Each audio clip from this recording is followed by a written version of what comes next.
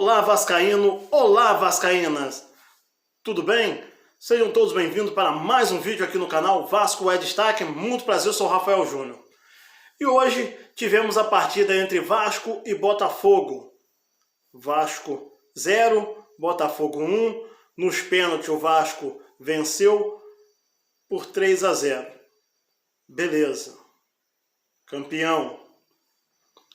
Mas hoje, nesse vídeo, vocês vão entrar em bom senso comigo sobre uma preocupação antiga dentro do Vasco da Gama.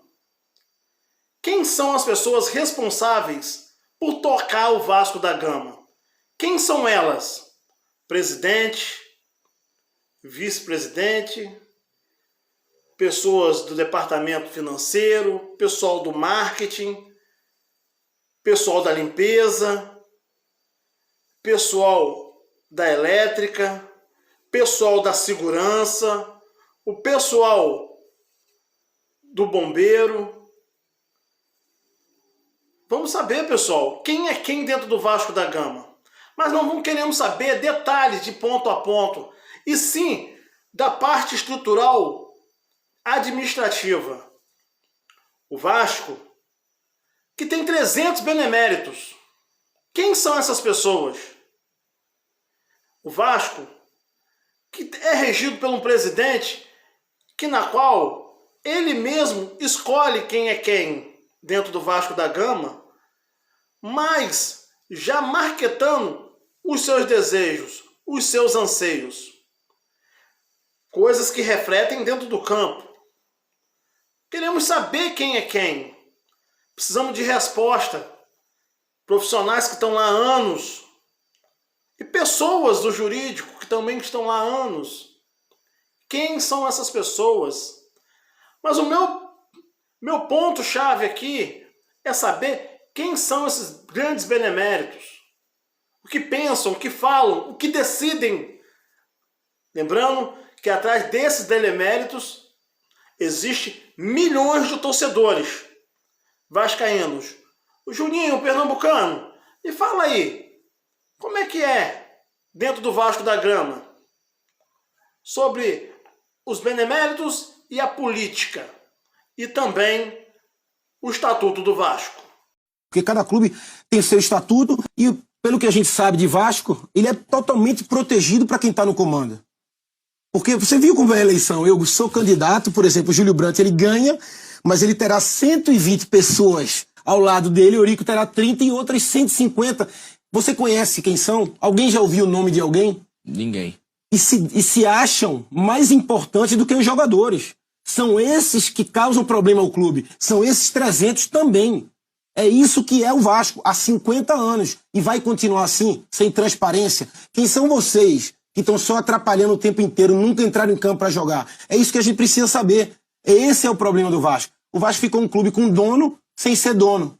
E aí você vai sofrer sempre, mas tempos melhores virão. Pronto. Aí, meus amigos, você para um pouco para pensar e analisa a forma que as pessoas falam, da forma que a pessoa fala.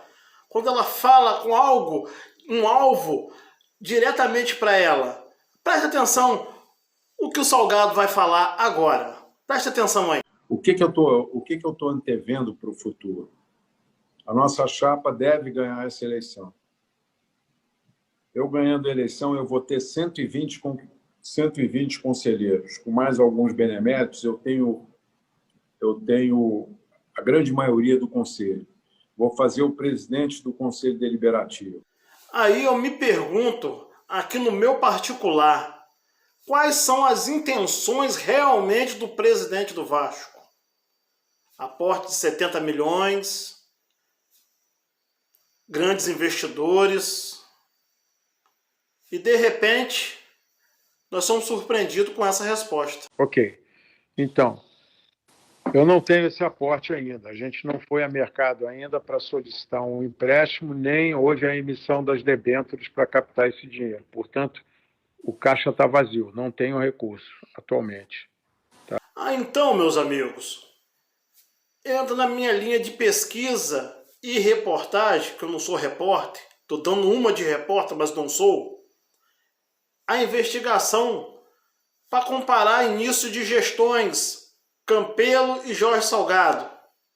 E olha o que Campelo está falando aí. Vê se parece o espelho.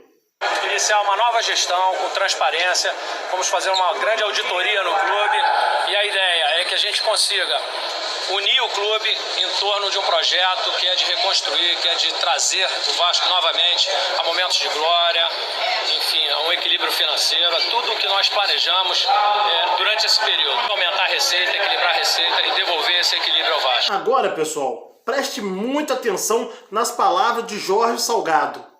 Preste atenção.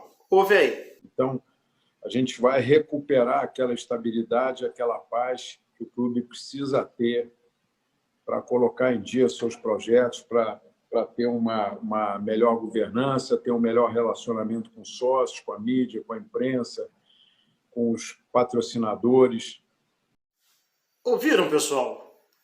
As palavras são diferentes, mas o sentido é o mesmo.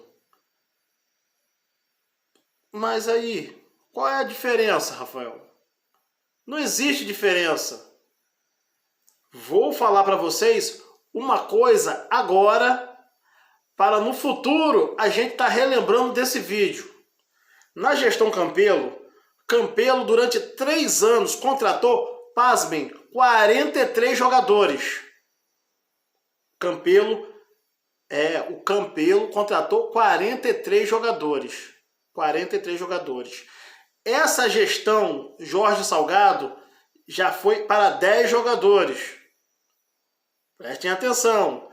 10 jogadores. E vamos ver como está caminhando o Vasco da Gama. Veja quais foram os jogadores nosso Alexandre Campelo contratou. Em 2018, Giovanni Augusto, Fernando Miguel, Werley, Leandro Castan, Oswaldo Henriques, Lucas Cal, Raul, William, Maranhão, Lucas Pedrona, Max Lopes e Vinícius Araújo.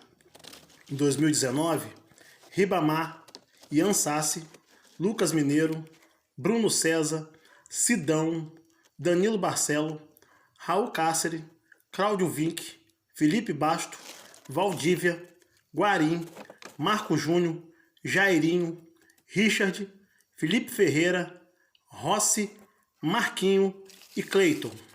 2020, Germancano, Martim Benítez, Marcelo Alves, Iago Catatal, Carlinhos, Léo Matos, Neto Borges, Léo Gil, Jadson, Gustavo Torre, Guilherme Parede e Toco Felipe.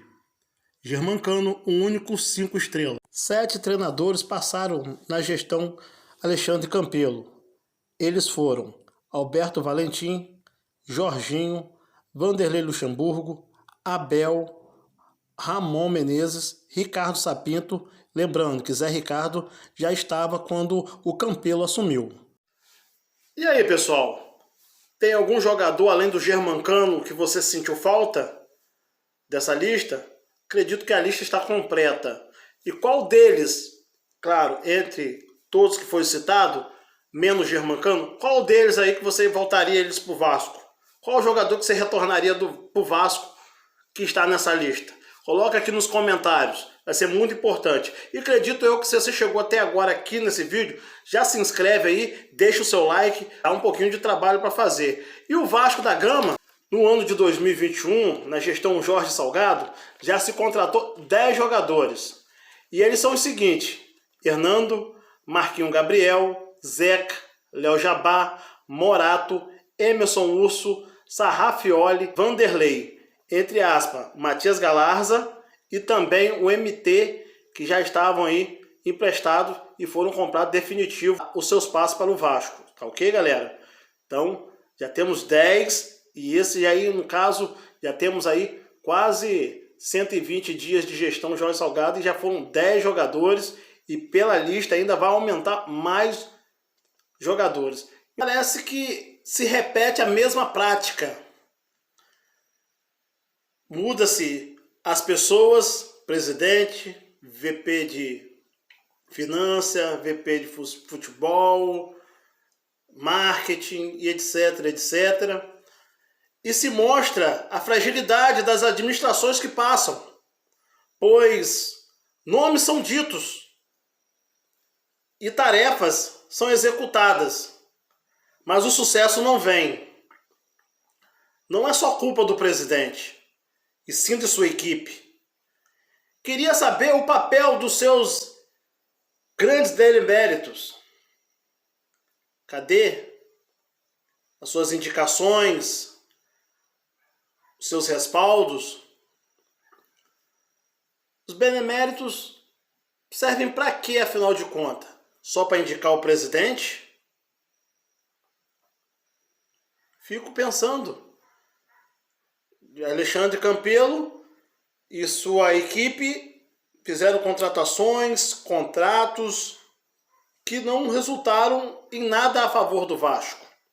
Infelizmente, fica aí essa interrogação de quem foi o culpado de chegar hoje 836 milhões em dívida, 314 milhões em dívidas de curto prazo, que tem que pagar em 2021. Fica as perguntas. O Conselho Deliberativo do Vasco não soube orientar a situação do clube? Se são pessoas antigas, pessoas que estão lá no dia a dia do Vasco, por amor ao Vasco? Que situação, né? É incrível. O Vasco se caminhando para, mais uma vez, outra bola de neve, de problemas, de penhoras, de dívidas, de empréstimos, na qual a gente não sabe até quando vai parar. Obrigado a todos que ficaram comigo neste vídeo, pois nossa missão é fazer um Vasco forte e campeão, porque gigante ele sempre foi. Saudações vascaínas, e a gente se encontra nos próximos vídeos. Aquele abraço.